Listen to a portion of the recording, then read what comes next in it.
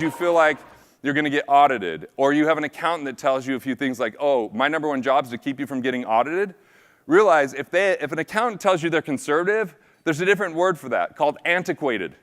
They're letting you know that you're overpaying taxes, and when you find out, they're hoping that you don't fire them. Everything I'm going to give you, I've been doing for 20 years, and we've never had an audit go sideways. One, because we don't do anything offshore, and that does invite a little bit more risk.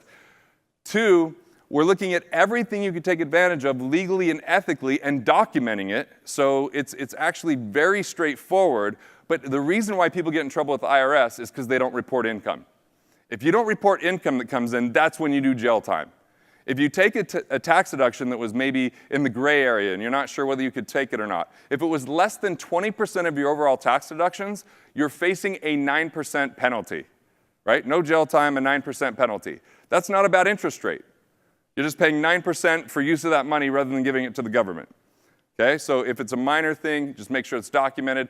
But here's where people get into trouble too, is if it's more than 20% of your overall tax deduction, so you take a major tax deduction on something they disallow, there's a 25% penalty. So you just have to look at this and understand, how much of a tax deduction is it in relationship to your overall tax deductions, document it, and continue to ask the question, how does this relate to my business?